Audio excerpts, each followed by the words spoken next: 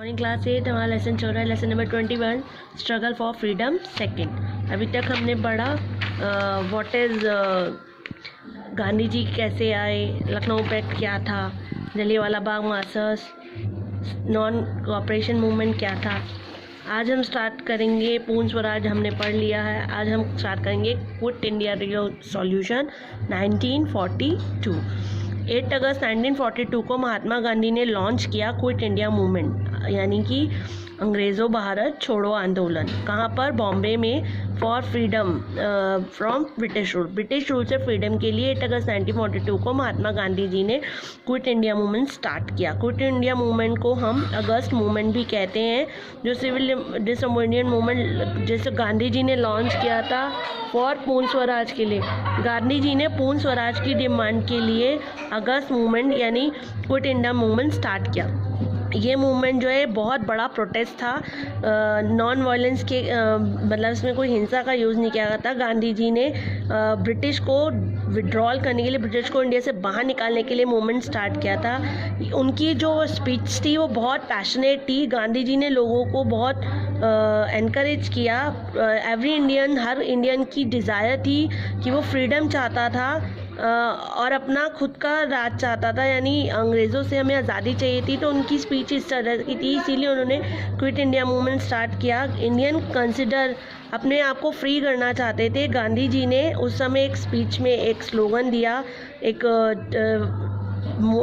Statement दिया जिसका नाम था डू और डाई, करो या मरो, कि आप अपने देश को आज़ाद कराने के लिए कुछ भी करें। तो इसीलिए उन्होंने क्विट इंडिया मूवमेंट को स्टार्ट किया।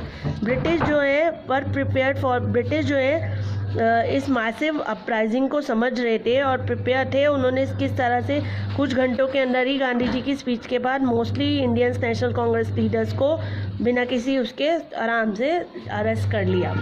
जो उन्होंने इन लीडर्स ने अपना नेक्स्ट 3 ईयर्स जो है जेल में ही निकाले, जब तक वर्ल्ड वॉर सेकेंड का एंड नहीं हो गया।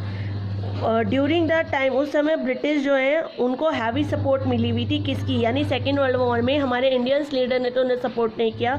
जो इन्हें सपोर्ट मिली हुई थी वो थी viceroy council, Muslims leaders, Muslim League, communist party, princely state, Indian army and the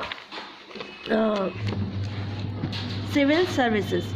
most Indian businessman जो हैं, जितने भी इंडियन के बिजनेसमैन थे, वो सब रिपेयर कर रहे थे, अपना प्रॉफिट कमा रहे थे। तो वो लोग भी, उनका भी ज़्यादातर टाइम जो है वो क्विट इंडिया मूवमेंट को सपोर्ट नहीं किया, बल्कि उन्होंने ब्रिटिशर्स को ही सपोर्ट किया।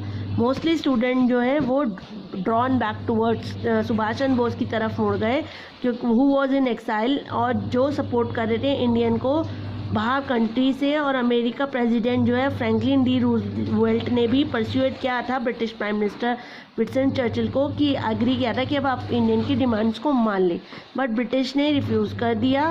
That the wood only be possible when world war second. उन्होंने कहा हम डिमांड्स वगैरह पे तभी सुनेंगे वर्ल्ड वॉर सेकेंड के बाद। तो उन्होंने इस इंसिडेंट को, यानी इस क्विट इंडिया मूवमेंट को कि ब्रिटिश ने क्विकली बहुत सारे 1000 से ज़्यादा लोगों को पकड़ के ज़बरदस्ती जेल में डालना शुरू कर दिया इस आंदोलन को दबाने के लिए। Apart from filling up jails जो है वो फिल हो गई लीडर से।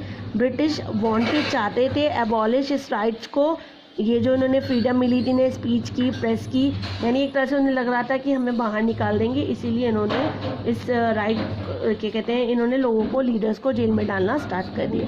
रीज़न ये था ब्रिटिश का to crush the Quit Indian Movement, क्योंकि उनको इनका कोऑर्डिनेशन दिखाई दे रहा था। उनको दिखाई दे रहा है कि अब वो टाइम आ गया है कि हम आसानी से राज नहीं कर पाएंगे। इसीलिए ब्रिटिश ने रियलाइज़ किया कि अब हम आसानी से सक्सेसफुली लंबे समय तक इंडिया में रन नहीं कर पाएंगे। कंट्री में पीसफुली तरीके से हमें राज करने नहीं दिया जाएगा, जो हम इस समय कर रहे हैं। आज़ाद हिंद फौज, तो क्या कहते हैं, एक और आता है आज़ाद हिंद फौज, जिसको हम कहते हैं INA। स्ट्रगल फॉर इंडिपेंडेंस, और जो इंडिपेंडेंस की आज़ादी के लिए, अपनी आज़ादी के लिए स्ट्रगल कर रहे थे, उनमें एक नाम और आता है सुभाष चंद्र बोस। ये लड़ रहे थे अब्रॉड से। इन्होंने सेकेंड वर्ल्ड वॉर के दौरान क्या कहते हैं अपॉर्चुनिटी मिली, इन्होंने अपनी आज़ादी के लिए इन्होंने लड़ना शुरू किया। तो सुभाष चंद्र बोस को भी हाउस अरेस्ट घर में ही 1914 में ज़बरदस्ती घर के अंदर अरेस्ट कर दिया गया, घर में ही डाल दिया गया, इन्हें बाहर निकलने का भी नहीं दिया रहा था। इन्हें मैनेज करने का तरीका मिला या एक 28 1914 को मार्च को बर्लिन की तरफ निकल गए, इंडिया छोड़ के बर्लिन की तरफ चले गए। वहाँ पर इंडियन कम्युनिटी जो है इनको नेताजी कहती थी, लीडर यानी नेताजी कहती थी। इन्होंने वहाँ पर ग्रीट किया यानी अपनी मदरलैंड के लिए एक स्लोगन दिया, सैल्यूट दिया, जय हिंद। इसके अलावा इन्होंने इंडियन आर्मी को रेस किया कंट्री मैन के लिए कि आप आर्म्स उठाएं और अगर आपको ब्रिटिश को निकालना है तो बाहर आप तभी निकाल पाएंगे।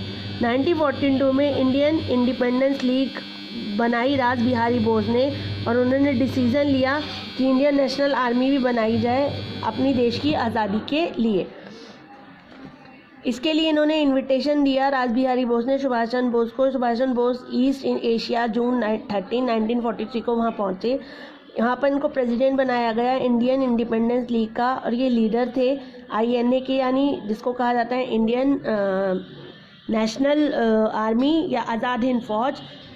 इन्होंने एक फेमस स्लोगन दिया दिल्ली चलो यानी, और इसके अलावा इनका एक फेमस और स्लोगन था you give me blood I will give you freedom, यानी तुम मुझे खून दो मैं तुम्हें आज़ादी दूंगा। मार्च 1940 को उन्होंने इंडियन फ्लैग होस्ट किया एट कोहिमा में। अनफॉर्चुनेटली ये मूवमेंट कोलैप्स हो गया, यानी इनकी वजह ये थी कि नेताजी की मौत की एक मिस्ट्री है, किसी को नहीं मालूम। कुछ को लगता है कि इनका एयर क्रैश हो गया था अगस्त 1950 को। तो इनकी उसके बाद INA कंटिन्यू, वैसे तो पीसफुल इंडिया की फ्रीडम स्ट्रगल में INA का बहुत बड़ा हाथ है, सम्मान। इन्होंने पूरी देशभक्ति के साथ लड़ा, पर ये ब्रिटिश से ज़्यादा देर सामना नहीं कर पाए। INA ने प्रूव किया ट्रेमेंडस सोर्स, यानी इंडियन पीपल को काफ़ी इंस्पायर्ड किया। सोल्जर्स ने उल्टा INA की एक विमेंस की भी आर्मी थी, बट ये लोग लंबे समय तक नेताजी की डेथ के बाद नहीं कर अपने कोई लीडर इनको संभालने के लिए नहीं रह गया। अब आता है टूवर्ड्स इंडिपेंडेंस एंड क्या कहते हैं पार्टीशन, ये सबसे मोस्ट इम्पॉर्टेंट है। डिफरेंस सून जब अंग्रेज़ों को दिखा कि अब कुछ नहीं हो सकता तो इन्होंने एक प्रपोज़ल भेजा था।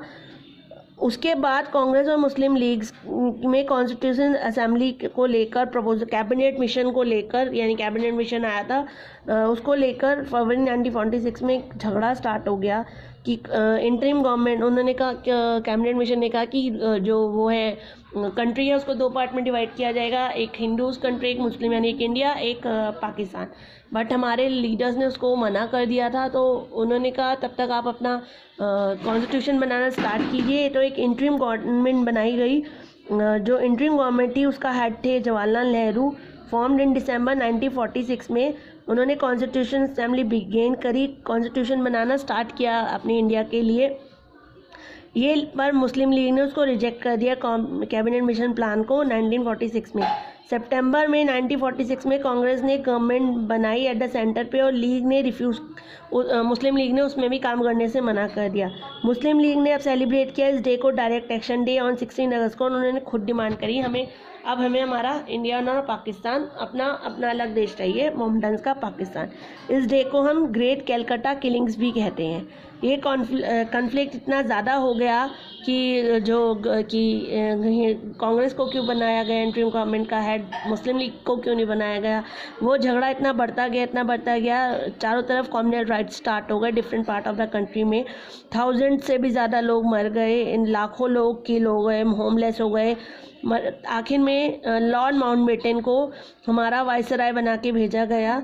उन्होंने अपना प्लान रखा जून 1947 में, जिसके अंतर्गत इंडिया को दो पार्ट में डिवाइड किया जाना था। इस अनाउंसमेंट के बाद और झगड़े बढ़ते चले गए, पर्टिकुलर बिहार, पंजाब। स्ट्रॉन्ग गांधी जी और कांग्रेस लीडर इस अपोजिशन खिलाफ थे इस पार्टीशन के, बट जब बहुत ज़्यादा झगड़ा बढ़ गया, ज़्यादा खून खराब हो गया, तो कांग्रेस को मानना पड़ा। और इंडिपेंडेंस एक्ट 1946 के तहत दो स्टेट्स हो गई, यानी इंडिया को दो पार्ट में डिवाइड कर दिया गया, इंडिया सब कॉन्टिनेंटल यानी Indian union and Pakistan. Pakistan में आता था West Punjab, Sindh, North West Frontier Province and East Bengal. इस तरह से और प्रिंसली स्टेट को आप कहा गया कि आपको जिसके साथ ज्वाइन होना है, इंडिया के साथ होना है इंडिया के, और पाकिस्तान के साथ ज्वाइन होना चाहते हैं तो पाकिस्तान की। और इस तरह से आखिर में इंडिया को आज़ादी मिली 15 अगस्त 1947 को। At the stroke of midnight के समय 14 अगस्त को पावर जो है ब्रिटिश पावर ट्रांसफ़र हो गया, इंडियंस लीडर के हैंड में चला गया।